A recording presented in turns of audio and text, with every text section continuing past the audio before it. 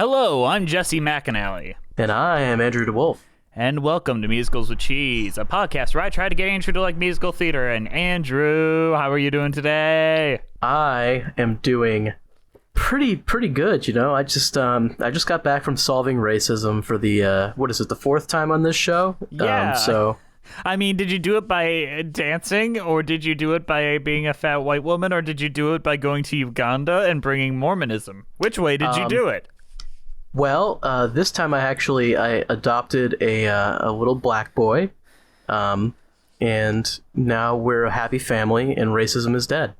Racism is dead in America. This is sarcasm, by the way. This is not a real belief. No, not at all. I feel like we're mitigating our critique of this musical right up front, which is literally just the last 10 minutes of it. But this week, by Patreon request of one Mitchell Young, we are talking about Ragtime. Cue the music, Bree. I see his face, I hear his heartbeat, I look in those eyes, how wise they seem. Well, when he is old enough, I will show him America, and he will ride on the wheels of a dream.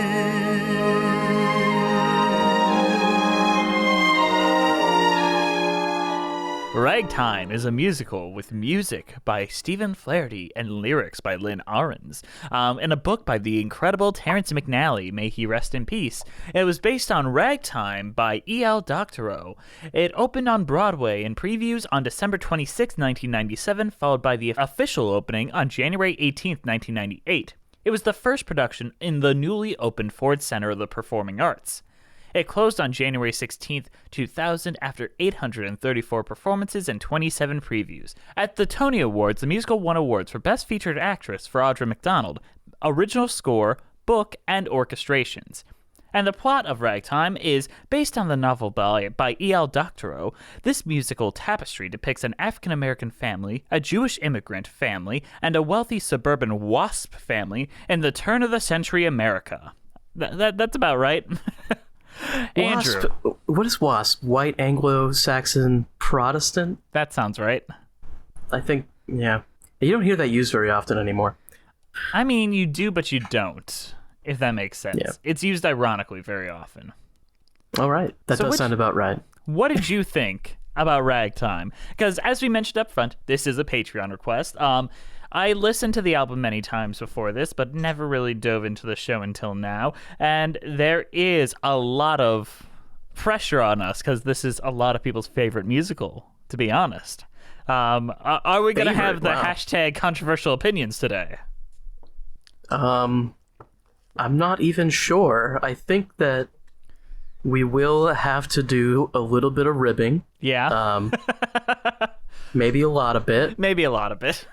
But I don't know if my problem is with the musical itself, in that, like, the music is generally pretty decent all the way through. I mean, a lot of the staging and things, and I watched two different versions of this one, and they both looked quite nice. I mean, it's all decent. It's just, I mean, you mentioned the ending. I think that there's some problem elements throughout because of the way they want to handle the subject matter.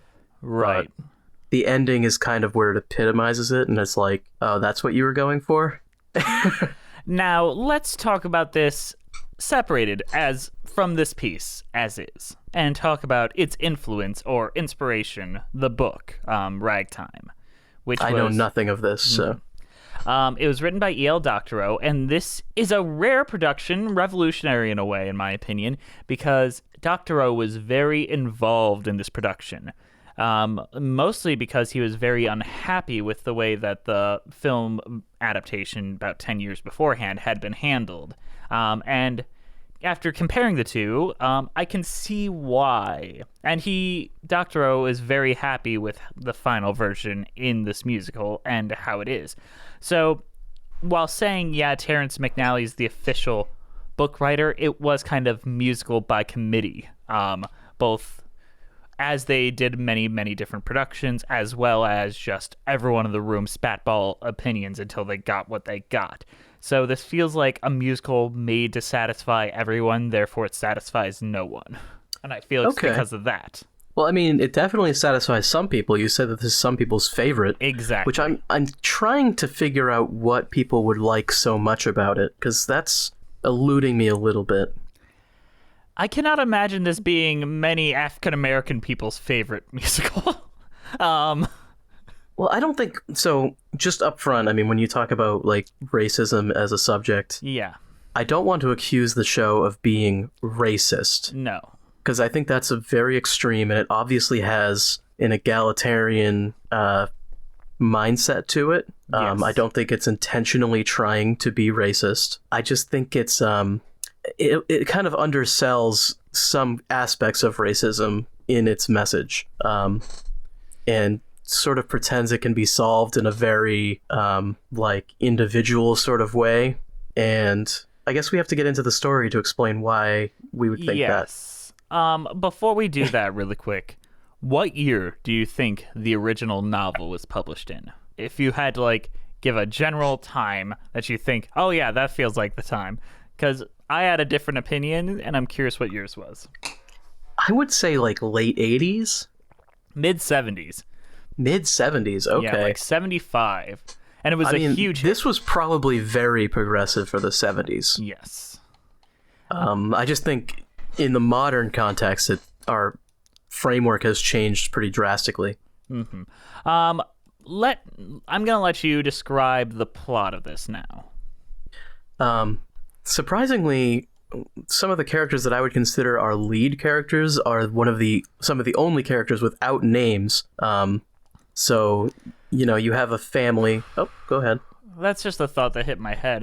Maybe it's not worth bringing up right now, but all the main white characters are nameless, just father, brother, and all that, but all the lead people of color and immigrants are very specifically named and have like all this history.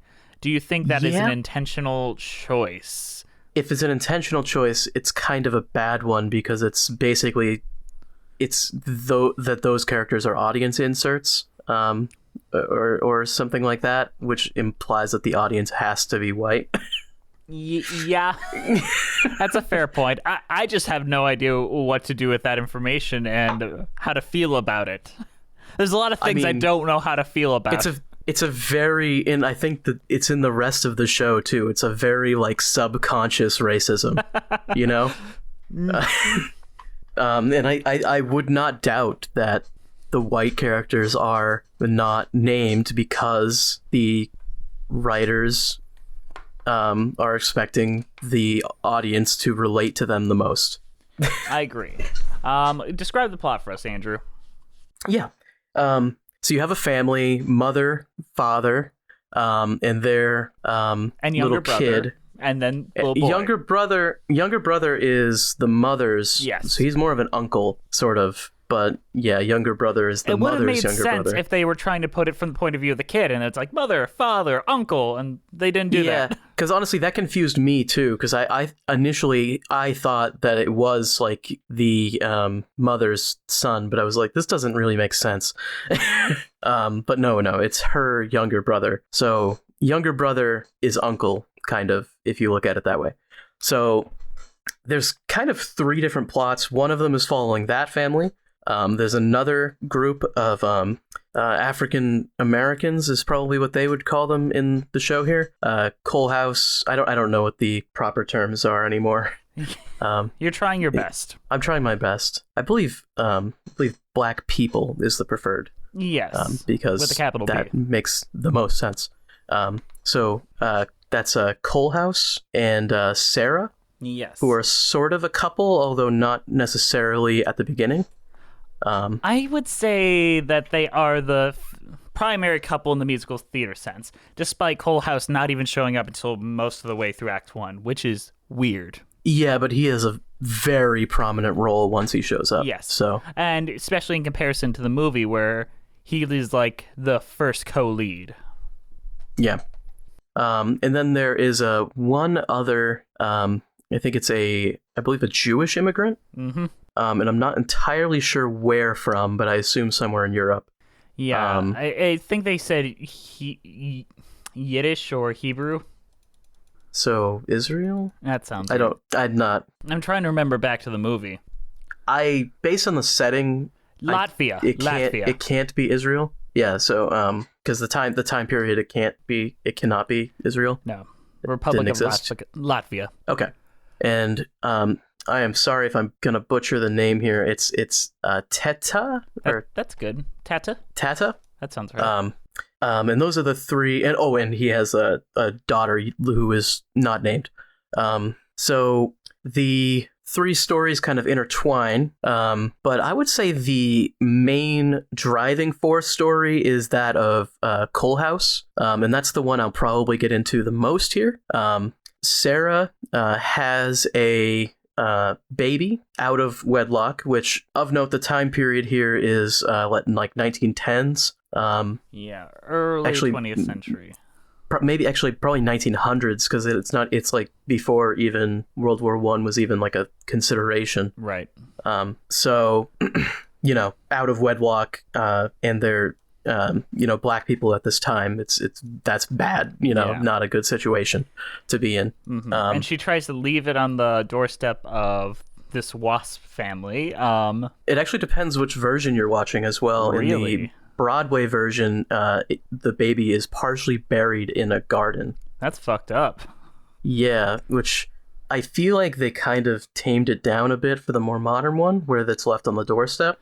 Yeah, because in the movie, it's left on the doorstep as well. Okay. So the Broadway version, which was in 98, 97? 98. And the revival Broadway version is in 2009.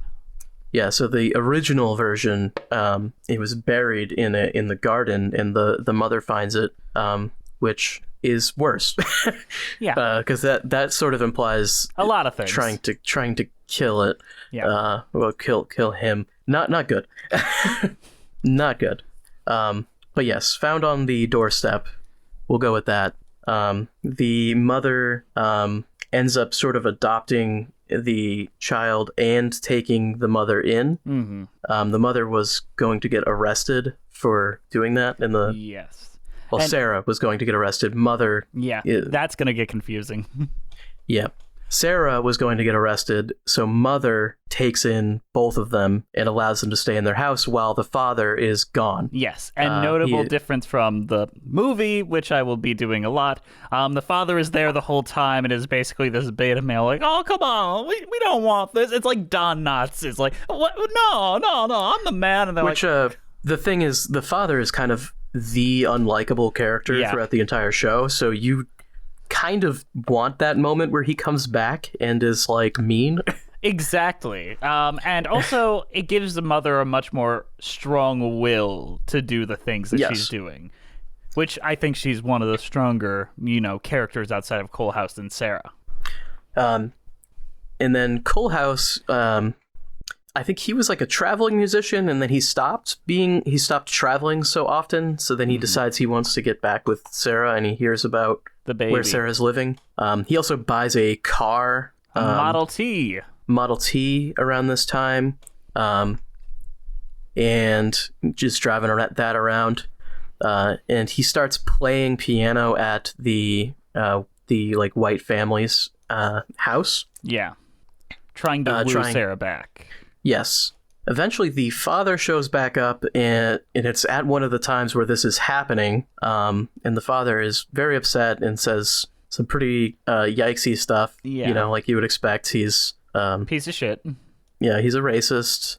You can say it's product of the time or whatever, but obviously the mother wasn't as racist as that. Yeah. So, he tries to break all that up, but the mother is strong and says no.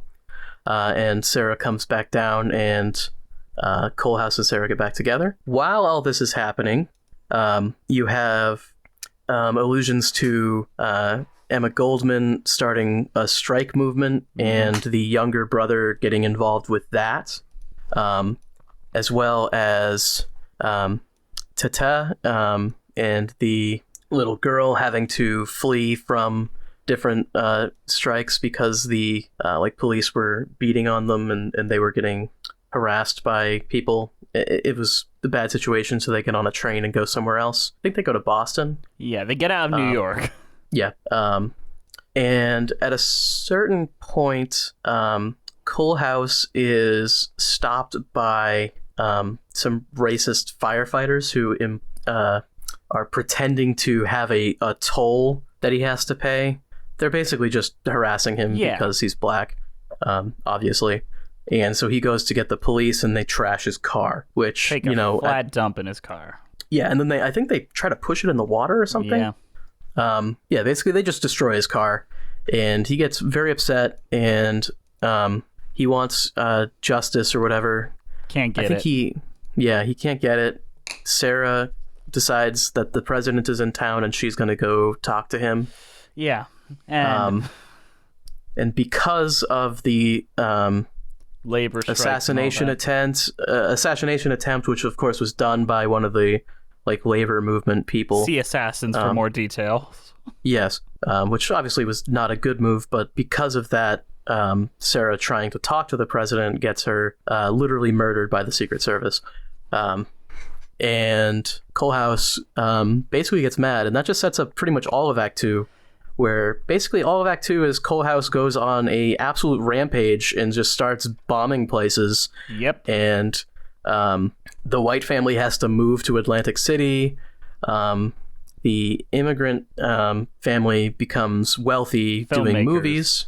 Yeah, and they meet in Atlantic City, I think. They meet the mother, and they kind of hit it off. Eventually, the father goes back to deal with a hostage situation that Coalhouse and the younger brother have set up.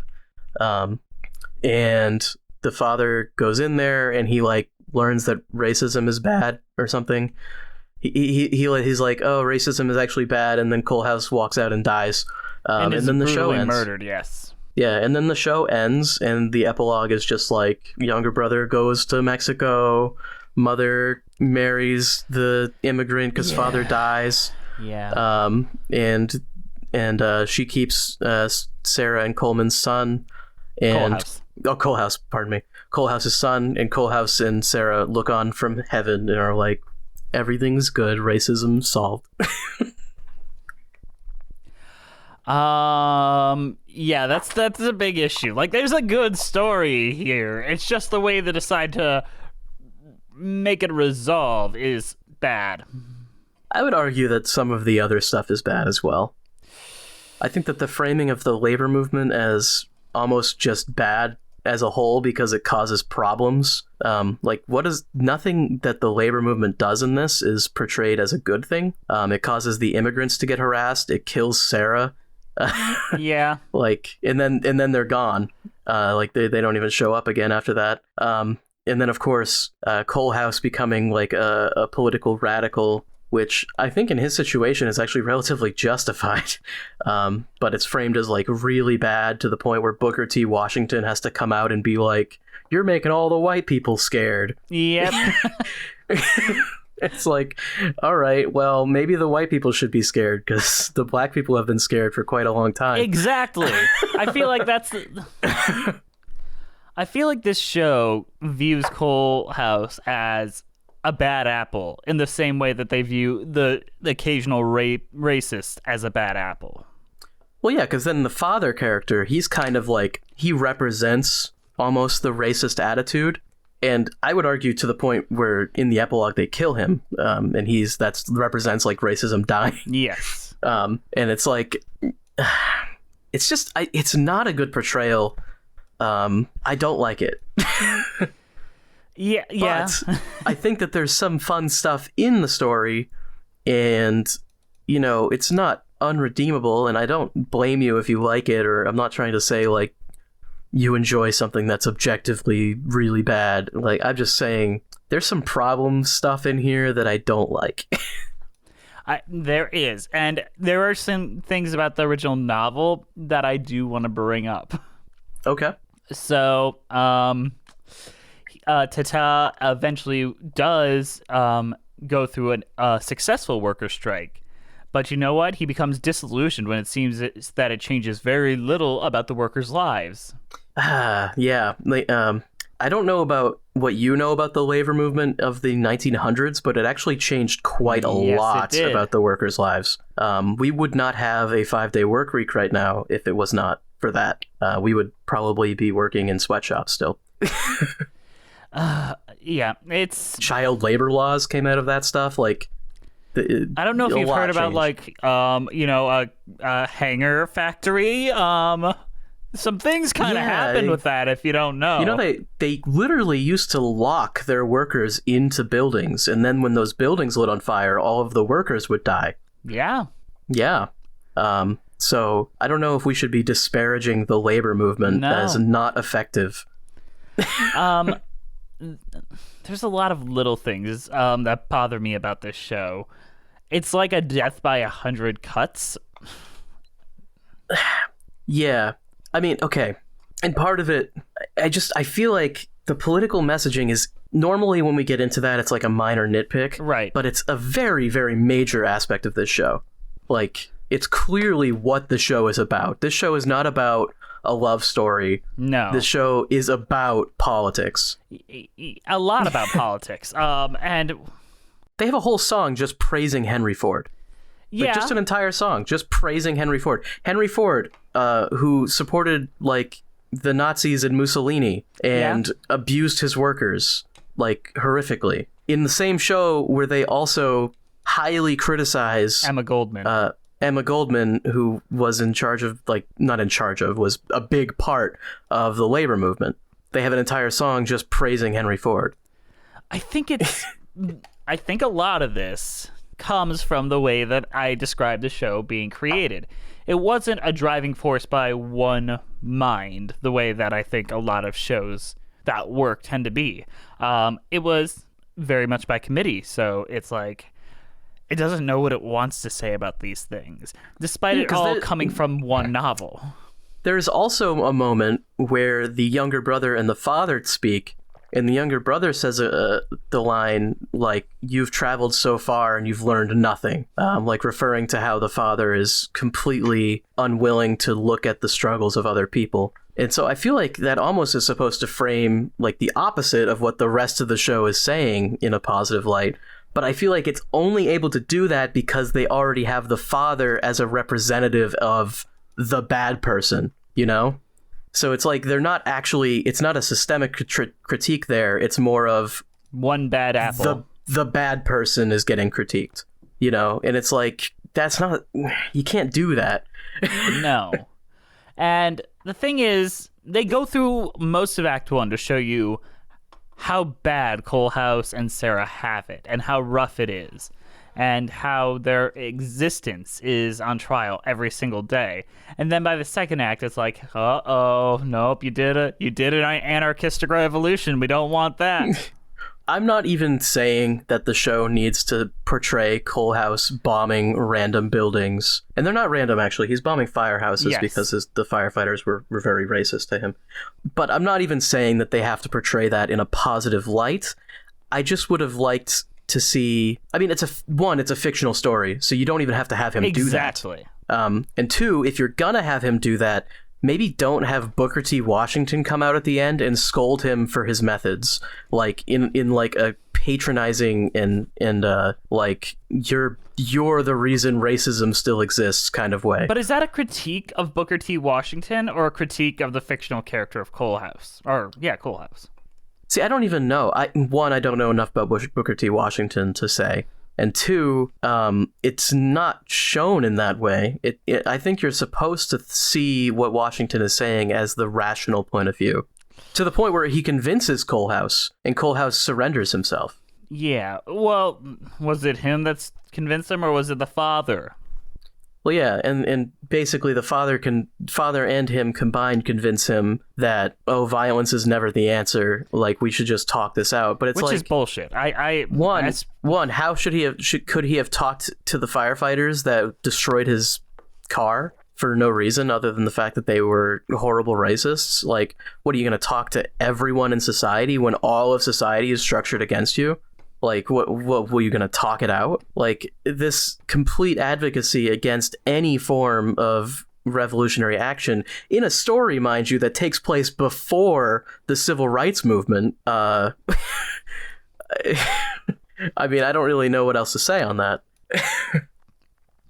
And now we bring all this up because it's frustrating. Because I think, as a play, as a piece of media, as a piece of art, this is very successful in everything it tries to do. I think the songs are effective. I think the visual staging is effective. I think the book by Terrence McNally is wonderful. I even think the characters are, like, relatable and good. Like, I like Coalhouse as a character, which is why I feel like the ending, it really, it stinks a lot. It feels like they're taking away from that. I think that there is a lot going for this. But, good lord, the messaging. We didn't even talk about the immigrant thing, because, good lord, one, they're disparaging the labor movement, but then they also have a storyline of, like, a rags to riches thing. Which, yeah. Oh, as long as you're white passing in America, you can achieve great things. Oh, if you just work really hard. Well, who needs a labor movement? Just work hard. Like, look at this guy. He's a success. Okay, this was the thing that bothered me. At least in the musical, they show him struggling a lot, okay? It's true. It's true. That is at least true. In the movie, like, he gets off... We open with him doing the silhouette pictures. His wife gets found cheating on him, and she's played by Fran Drescher. She's in there for, like, one scene and then disappears. What? I don't even think we mention a wife aside from the fact that she's dead or to tell people that she's dead. Yeah, I don't even know if they mentioned it. I just kind of assumed that she was. But no, apparently she was a cheating person. He's Mandy Patinkin in the movie, where even when I watch the musical, I'm like, he gives me Mandy Patinkin vibes. That's why. Okay. And he storms off to America. First day off, he's like, I made this flip book. And they're like, hey, we're going to give you a bunch of money for this. And he's like, oh, great. Next time we see him, he's a movie star. Good lord. So they literally do the thing where he shows up in America and he's instantly American dreamed. Yes. He lives the life of the engineer from Miss Saigon. They at least have something in here where he's shown as not being instantly successful in America didn't instantly make him a success. They even have a part where Emma Goldman talks to him, and I want to point out, I rewatched that scene on the Broadway version because I watched the revival first. Mm-hmm. And remember I said in the revival version, they at least have a good line where she says work is politics, and then she donates money to him to help his child. Yeah. In the Broadway version, he just yells at her and says to go away. Amazing how development has changed on that show.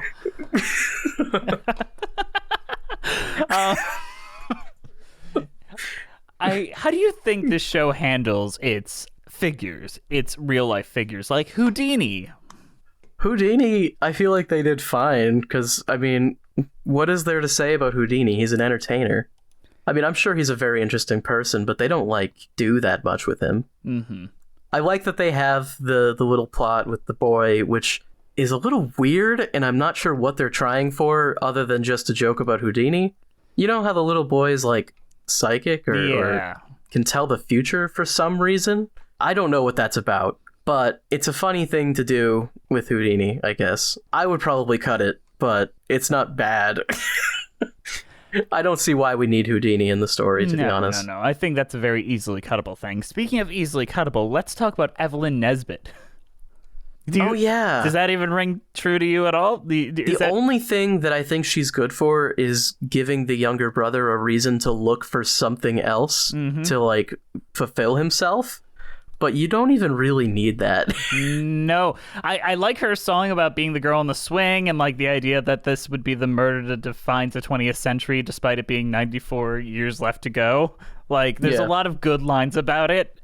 Yeah. In the film, she's basically the main character. You're gonna have to like explain how that even. She shows up literally twice. Yeah. So we open with her.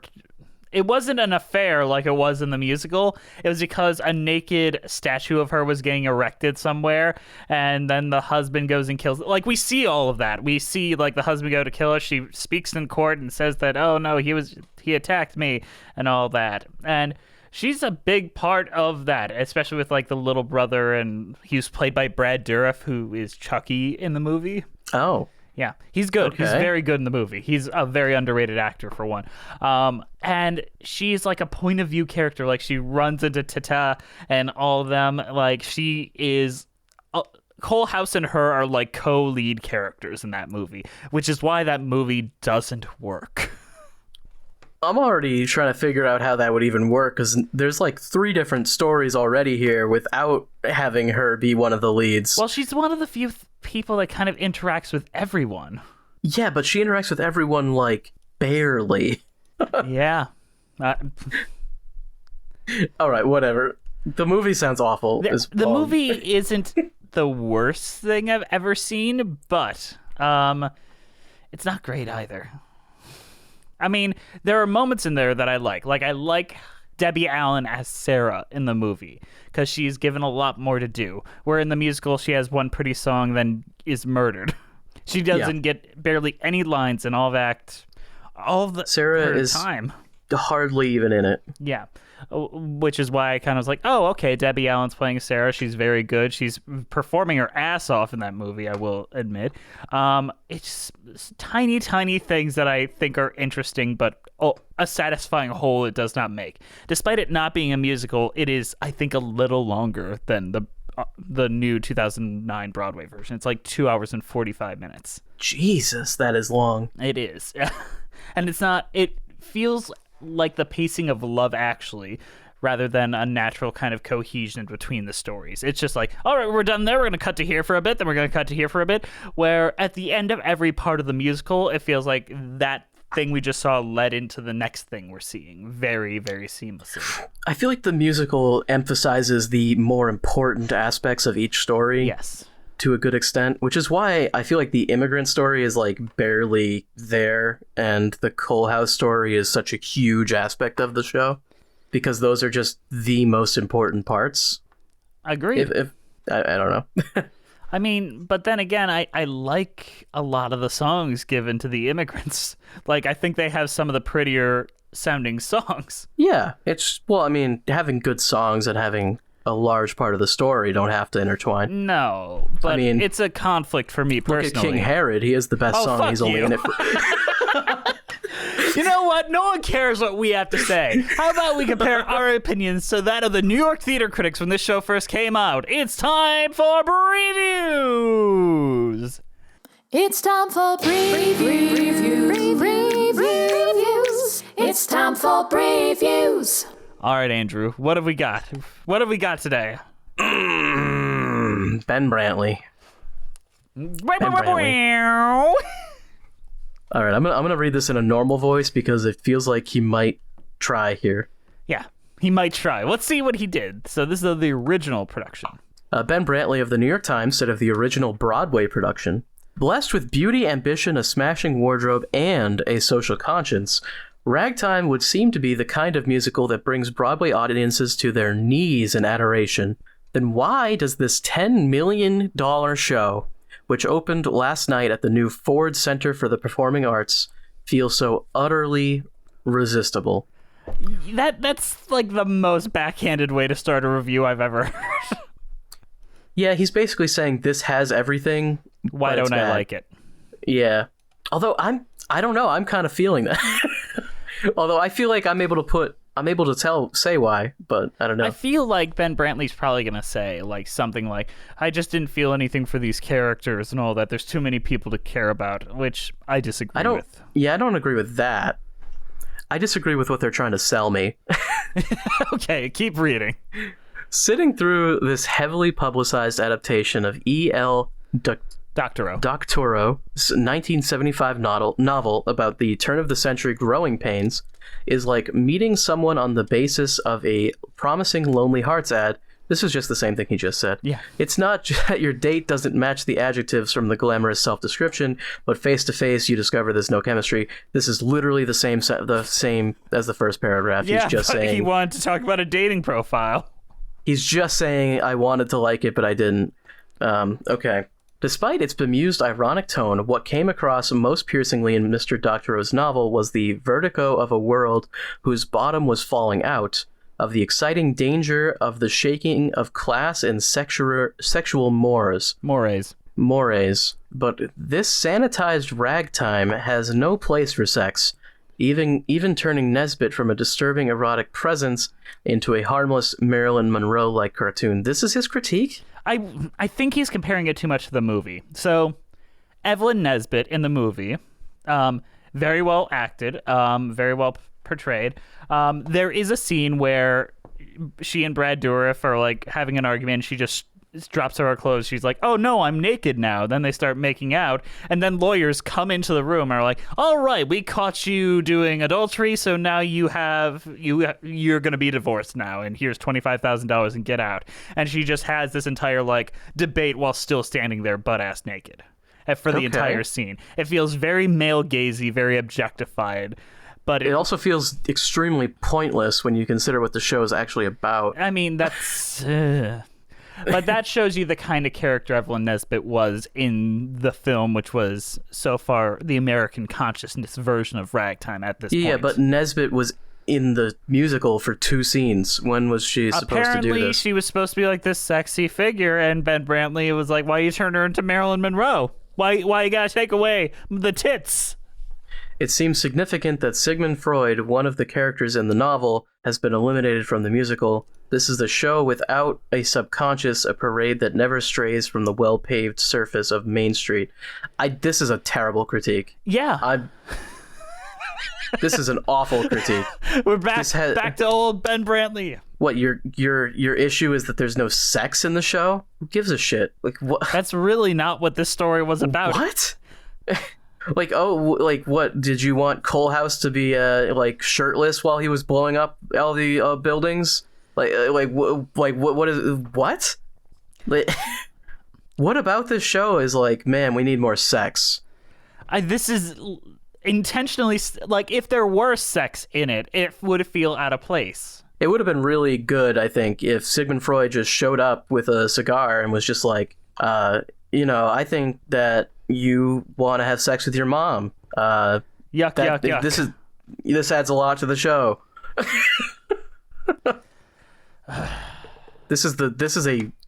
I think that he watched it one time, he didn't like it, and he couldn't think of why. So the first thing that came to his head was, well, there was like more nudity and stuff in the movie. I can't disagree. I think this is an actually very bad review. I don't think he explains himself in any way that's effective. No, I mean, and if as someone who hasn't seen it, like, what would you get out of this? This isn't telling you why you won't like the thing. It's just saying like, oh, there's no sex, so you won't like it. Yeah, it's very middling. Like, I feel like they explain his opinion on it. Like, I wanted to like it, but didn't. But he doesn't give an explanation for why. Well, I mean, his explanation for why is that there's no sex in it. I mean, literally, he has 2 paragraphs here explaining that he wanted to like it but didn't, and then 2 paragraphs saying that there was no sex. Yeah. Ben, I mean, once again, I don't post the full reviews. I post just segments that I think are like the main points, because I don't really need you to read all the actors, and I don't want to go into actor reviews of like, I mean, this actor did good, this actor did bad. If you have distilled the main critiques that he has in the show, then I feel like that is what he's saying, essentially. That is basically what he's saying. And except for like, Brian Stokes Mitchell did great. Audra McDonald was great when she was on stage, but barely there, Do we agree with Ben Brantley's review? No. No, I don't. I have my own reservations, too. I gave my own critiques of the show. None of them are that there's not enough sex, or that it was like a dating profile. It was like a dating profile. I didn't want to fuck her. And honestly, I feel like this feels a bit harsh, because I don't think the show is bland. No. he's kind of describing it in a way that makes it sound like it's like very bland. I actually think the show has a lot going for it in like entertainment factor. Let's talk about what this played against at the Tonys that year. What it lost to for Best Musical, which was Julie Taymor's The Lion King and the Disney Invasion. That's a pretty tough one. That's a pretty tough one to beat. I'm going to be real. Yeah. But it's two very different shows that are two very distinctive audiences. And I can see someone coming from Lion King being like, oh, let's check out Ragtime, and just being like the emotional whiplash. I mean, yeah. The Lion King is like extremely like, how would I even say it? It's like milquetoast in like everything it does, whereas this is like edgy and I would say Lion King is revolutionary on a visual level. This is revolutionary on a story level. Yeah. Well, yeah. For Broadway. Let me add that caveat. I think that this does a lot of things very well, and I think that if you really like it, I sort of get it. I don't know if I understand it being your very favorite, because if you like shows about like politics like this, have you seen Les Mis? My God. Les Mis feels like a less nuanced version of this, to be honest. Yeah, but it's like better. I don't know if better's the right word. I think it's just different. It's I mean, come on. I mean, hang on a second. It's better. I don't like being ambiguous, okay? The thing is, all right, we haven't even talked about the composers yet, and we will a little more in the song section, which will be coming, but probably shorter than usual. We've only done a couple other musicals by Flattery. Oh, God, I want to get their names wrong because I don't say them very often. Ahrens and Flattery. They did Once on This Island, and Ahrens did... I remember that being very good. It was very, very good. Ahrens did the lyrics to the Christmas Carol musical that we both like, the one with Kelsey Grammer, done by Alan Menken. Yes, yeah. And then they also did Seussical right after this, and Anastasia. I've not seen, Anastasia the movie? They did both the movie, and they revised it for the stage show. Okay, I've heard some of the songs from that, and they're pretty decent. They're very good. I'm very excited to cover Anastasia soon, because I think that musical is pretty good. And Terrence McNally, who did this, also came back to write the book for Anastasia. I feel like they did a decent job here. I would have liked to hear more ragtime influence in a lot of songs, but I feel like they went for a more traditional musical style. And I mean, they did it well, you know, like it's sounds like a traditional good musical. Mm-hmm. How about we talk about those songs after this break? Let's do it.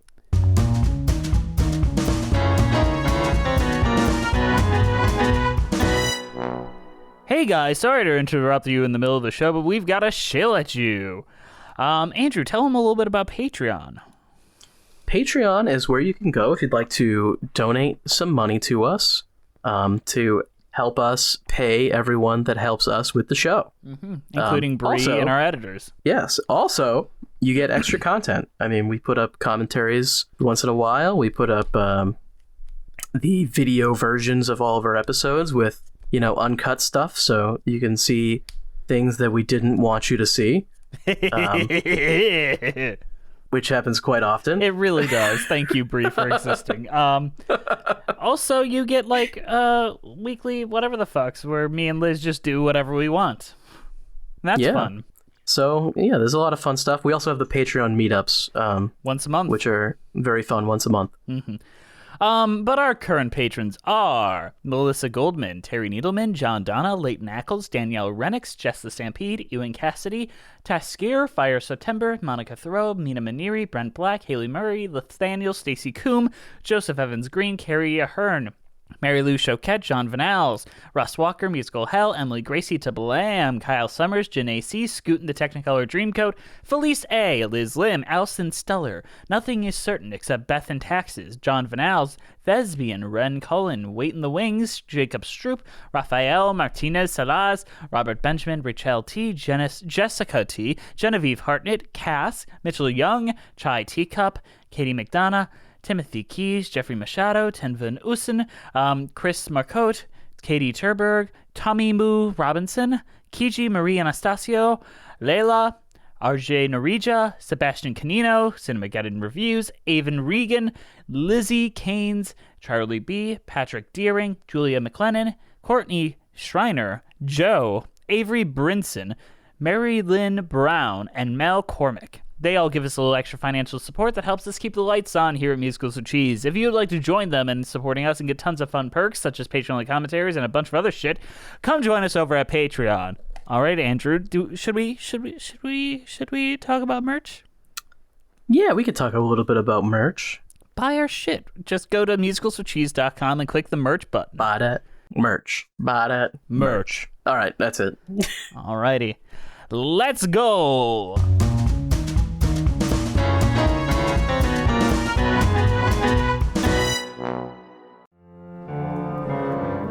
The skies were blue and hazy, rarely a storm, barely a chill. La la la la la. The afternoons were lazy, everyone warm, everything still. La la la la la. And there was distant music, simple and somehow sublime, giving the nation a new syncopation. The people called it ragtime. What do you think of the prologue opening number?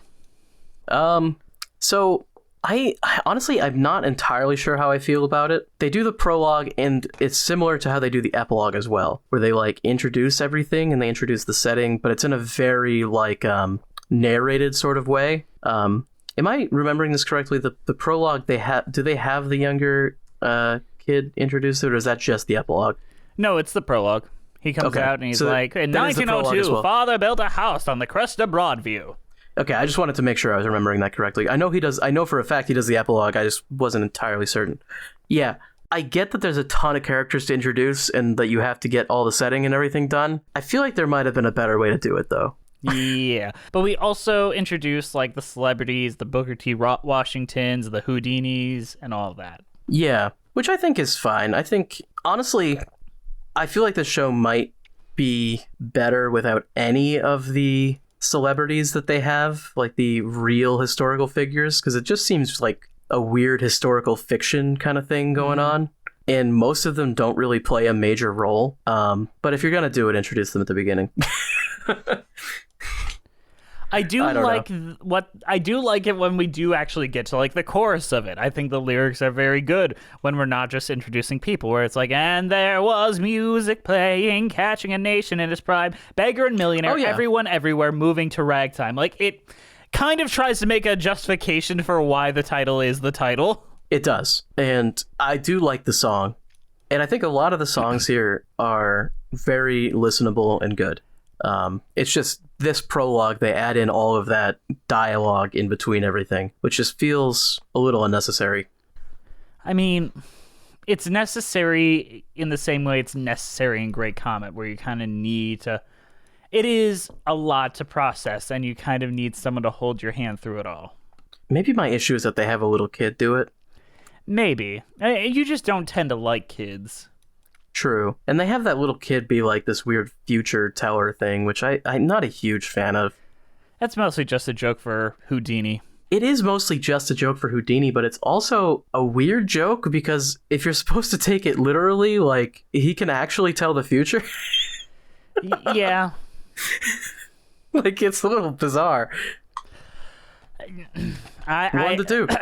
I almost feel like the song Journey On feels just as much like an opening number as the prologue does. You depart on a ship from a country like this. Why on earth would you want to be leaving? Was it something you lost that you suddenly miss? Are you angry or possibly grieving? Do you see in my face what you've lost, sir? Are you moved by the death ship we sail upon? Well, perhaps you're a man who's in search of his heart. Journey on. Journey on. Two ships passing in the kinship of the darkness. One going from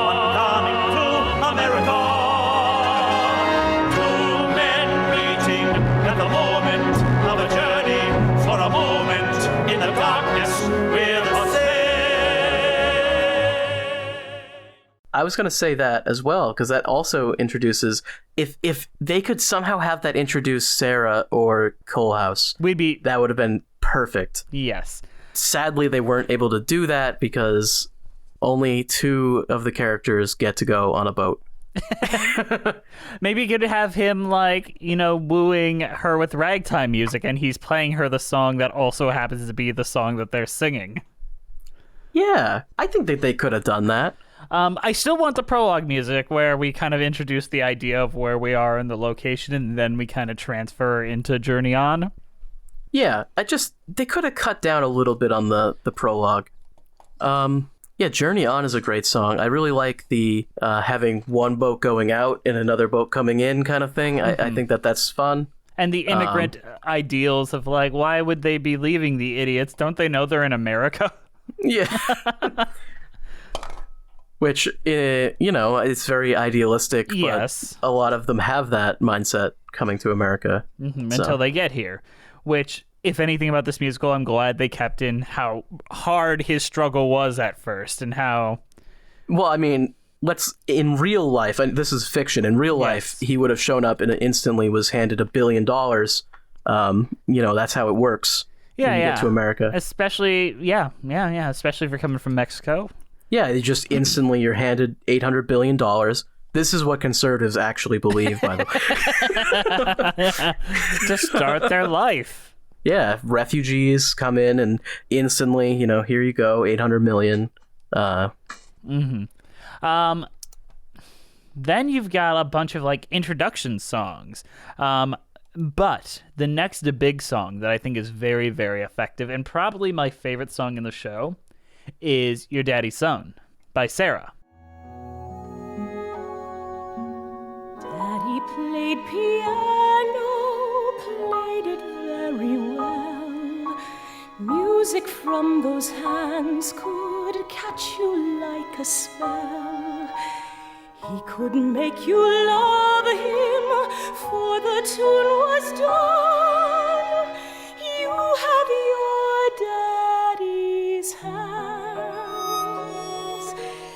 You are your daddy's son.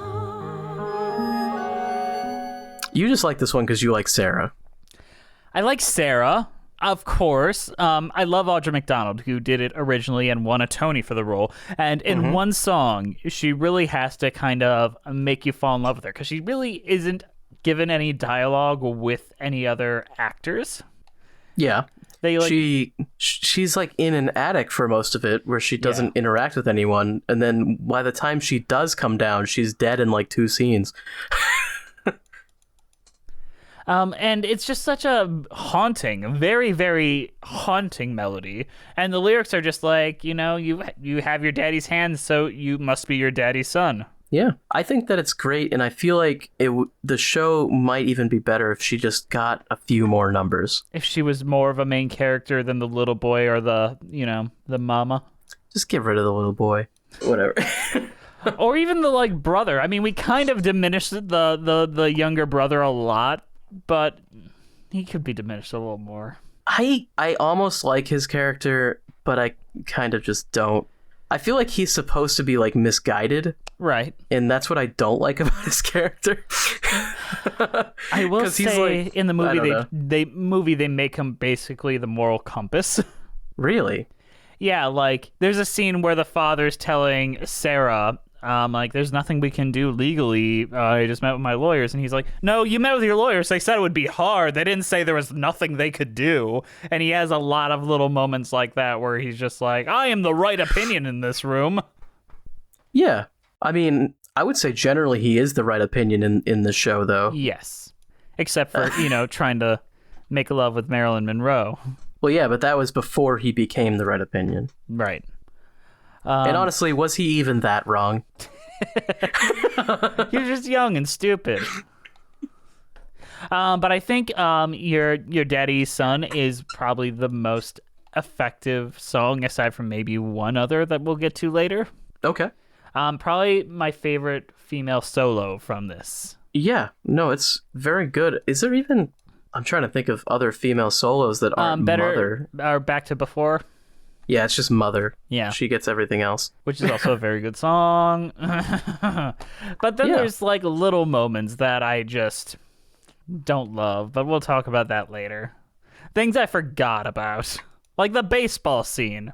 Yeah, the baseball scene. So I kind of get it, but yeah, it's not good. So let's talk about Wheels of a Dream, which was Sarah and Colehouse's big romantic number that basically damns them from that moment first. Yeah. We'll go down south Go down south, see your people. see my folk. They take to him like cats to cream. Then we'll travel on from there. California, who knows where? And we will ride on the wings of a dream.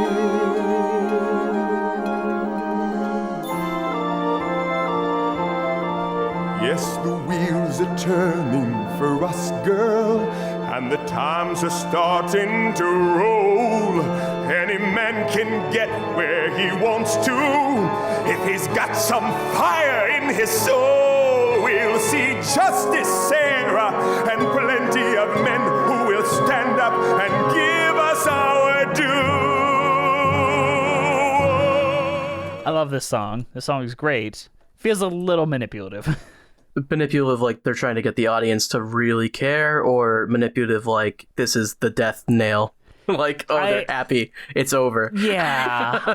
This is basically the piano hanging over the heads of these characters. Where I'm like, everything's a little too happy here. I can understand it. And yeah, it's like they have this like idealized like picnic, I think, for this song, or am I thinking of something different? Like, it's the idealist. I mean, it may just be because they're in, what is this, early 1900s, and they're like, man, our boy's got such a promising future ahead of him. And I'm like, oh no, oh no. Do he, though? And they, like, make the metaphors about, like, he's got a beautiful car on an open road of his lifetime with promise and happiness. Look, it's all a metaphor because that beautiful car on the open road is going to get dead stopped by some White men. firefighters. Yeah. You know what? I'd like to see what's his name?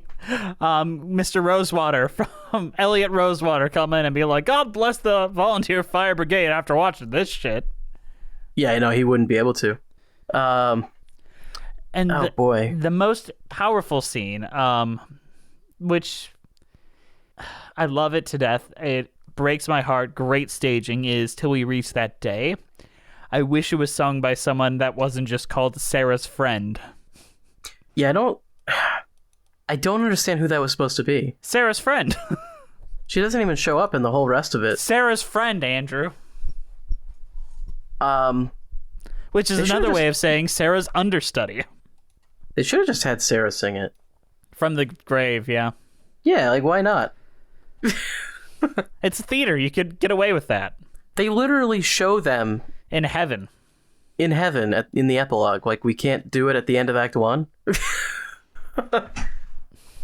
I don't know. I would have been fine with it. I think the staging with her, like, just laid out on flowers and all that, it's so good and a great way to end an act. Like, a really devastating way to end an act. If it makes you want to see what's going to happen next. Oh, and boy, does Act 2 deliver. No.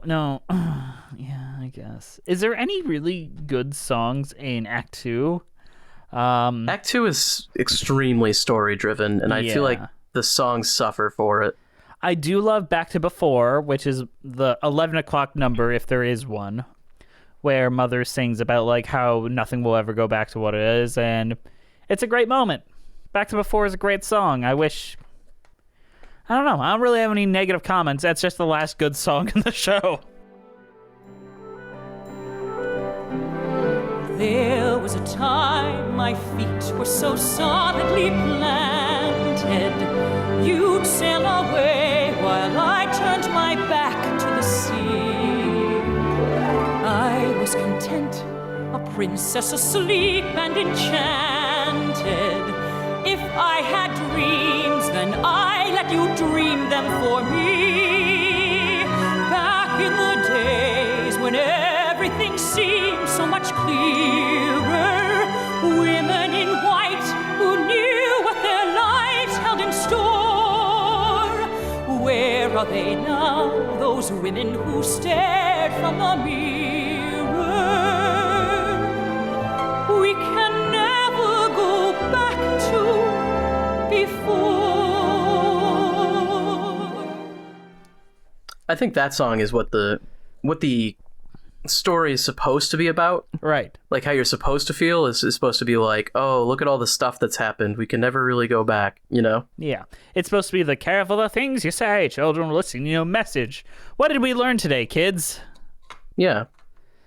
Then the epilogue shits all over that, doesn't it? I mean, I don't think the epilogue ruins that message. The epilogue just has a different message that's worse. Yes. Yeah.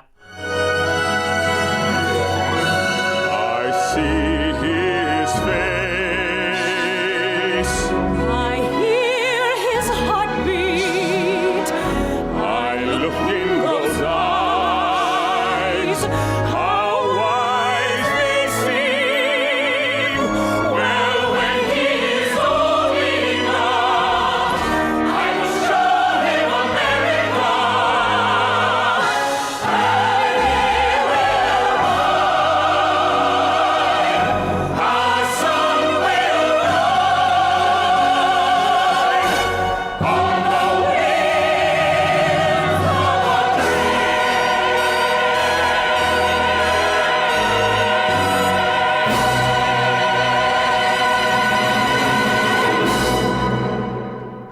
But like that message is still there. It's just It's really diminished. so there's like two messages. One message is you can never go back, and then the other message is how do we go forward? And their answer to the how do we go forward message is dog shit. Yeah. We solved racism because one person adopted a little black boy. Yeah, it's. Oh God! Can we just talk about the epilogue? I feel like we've it's all like yours. hinted at everything we hate about it, but we've Talk never about actually it. said What what happens.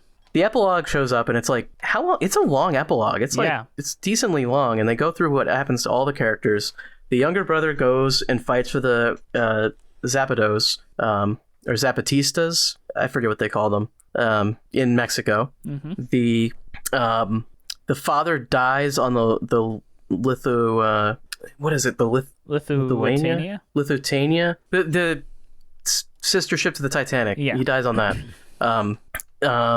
The mother marries the immigrant to Teta Yeah. and Adopts they- his daughter. Yeah, and now it's like a big, happy, multi-cultural family, which is good. I'm not saying that's bad. It's just That what doesn't they're- solve everything. yeah, and what they're trying to say with it is what I don't like. And Coalhouse and Sarah look down from heaven and are happy that their little boy is being put in good hands. A little I too don't happy. like it. It's very it's overly happy, and I don't like it. The big takeaway that I feel like you're supposed to get that is like supposed to warm your heart is like the mother's family, but it's almost framed because of what precedes it. It's framed as though this is the real solution. White like people this is what save the day. this is what Booker T. Washington really wanted, you know, like that's kind of like what they're framing it as, and I hate that. Holy shit. I agree. It's bad. Do you have anything to say on this? No, you said I just like listened to you, to be honest. Like I think that was a very good description of what happened.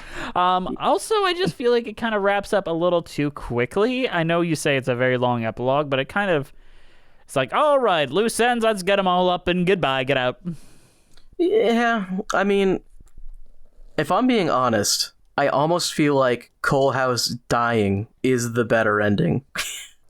Like, just he gets gunned down, leave. Yeah, I feel like that, and then everyone's like trying to pick up the pieces of their life after that. and it's framed more like that rather than "and everyone found their way." I don't like Father dying, because Father is like the embodiment of bad stuff in the show. Right. He's like he's the past. He's like In the movie, old he does school not racism. Well, that's good in the movie, I guess. He just gets cucked by his wife, who goes off with Mandy Patinkin. Good. But having him die kind of gives this like conclusive feeling of like, oh well, you know, the last bad person is now gone.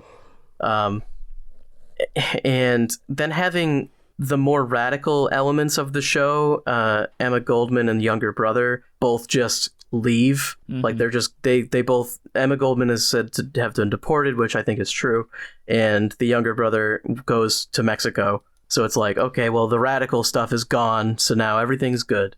You know, it's like Booker T. Washington's life can go back to normal. Who is like Booker T. Washington? I barely know this person. Who is that? I'm sorry. I'm really sorry. I should have researched. He's an educator, author, orator, and advisor to several presidents of the United States between 1890 and 1915. Well, that's good. That's great. I don't know much about that He was person. a contemporary black elite. Yeah, that's good. I feel like He also developed the Tuskegee Institute. I feel like he's not very well represented in this show, because I honestly, watching this, you don't even know who he is. Right. All you know is that he condemns any form of like violence, political violence, which, you know, a lot of people do. All right, I'm done rambling about politics. I feel like I've done that way too much this episode. Well, this is an episode to do it for. Do it during. But it's not like It's too true. many people want to hear two white men's opinion on race relations within Ragtime. Honestly, I don't think the racial relations were even that poorly done. No. They don't shy away from how horrific it was back then. How frank it was. I will say... I mean, they do shy away in some aspects in that they don't show it on a wider scale. No. It's always interpersonal. They never show it affecting Coalhouse on a like systemic sort of like, he doesn't have trouble finding work. He doesn't, you know, it's never anything like that. It's always interpersonal racism, which is a bad representation. Right. And they don't use the N-word that much in the musical, and I only bring that up because they use it a lot in the movie. I'm of two minds on that, because on one hand, it's inaccurate to have them not use it that often, I feel.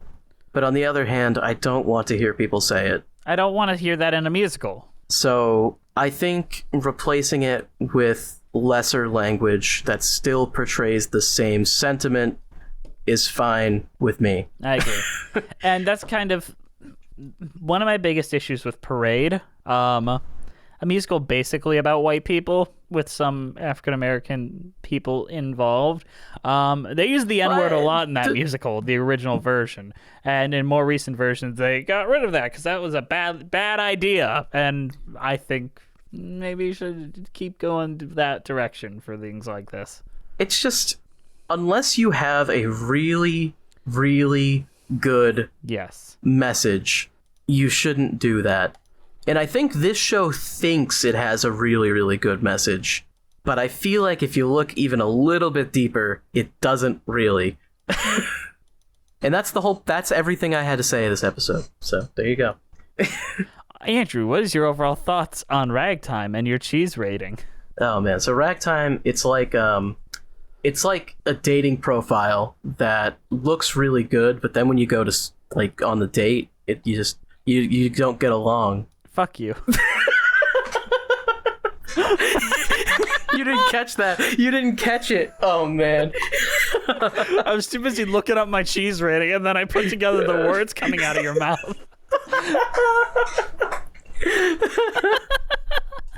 Oh, I hate you so much sometimes. Okay, no.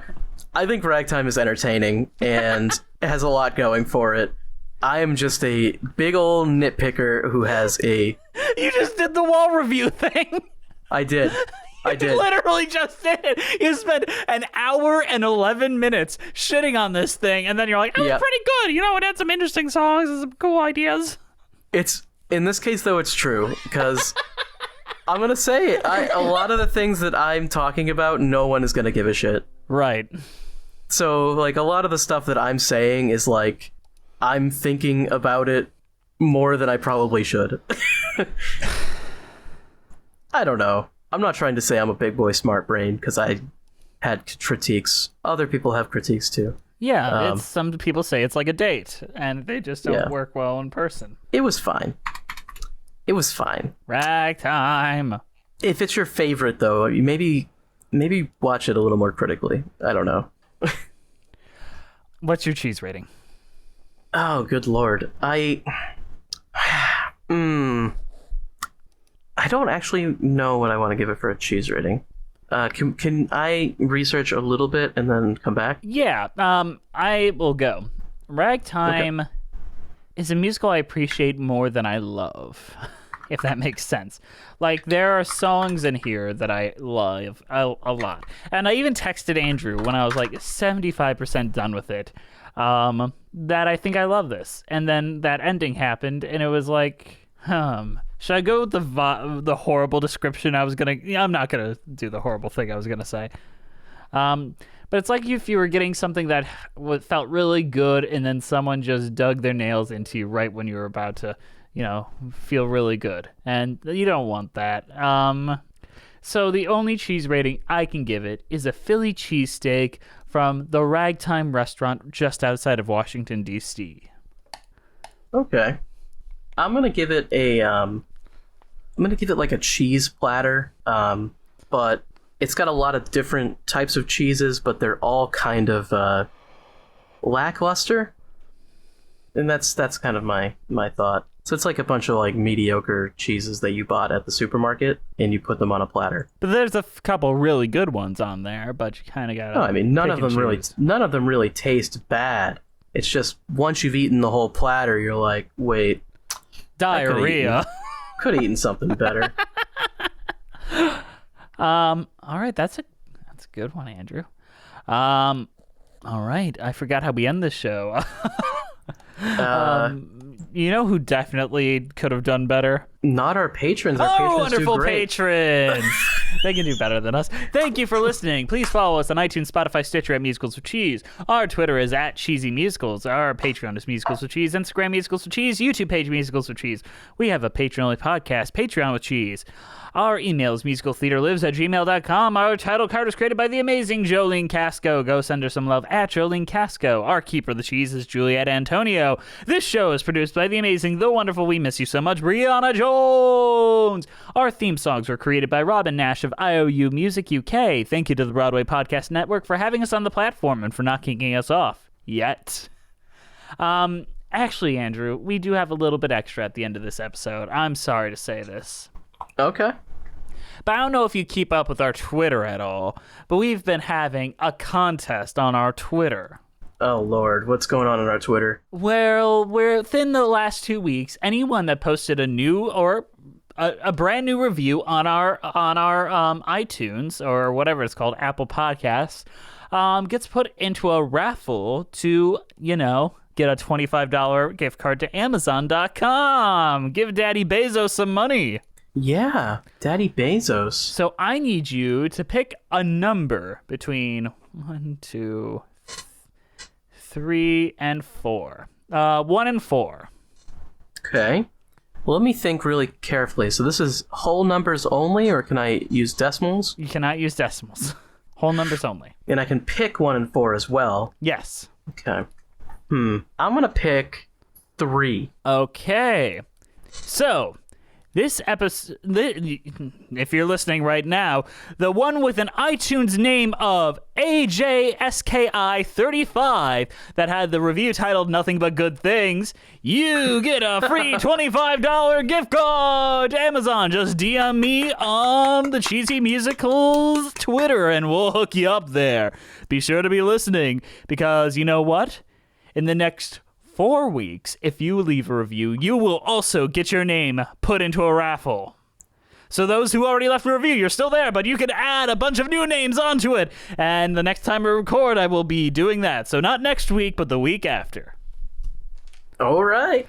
All right, guys. All right. You got to leave your reviews. Andrew, is there anything else you want to say before we wrap this shindig all up? I love you all. All right. The end. That was That's very it. sincere. I did not expect that. Man, all right. I don't know what to say. I'm at a loss for words here. I guess I got to go blow up a library now. You don't have to, but... Too late. Boom! I blew up a library. Jess, this is why white people hate you. I know. We'll see you next time on Musicals with Cheese.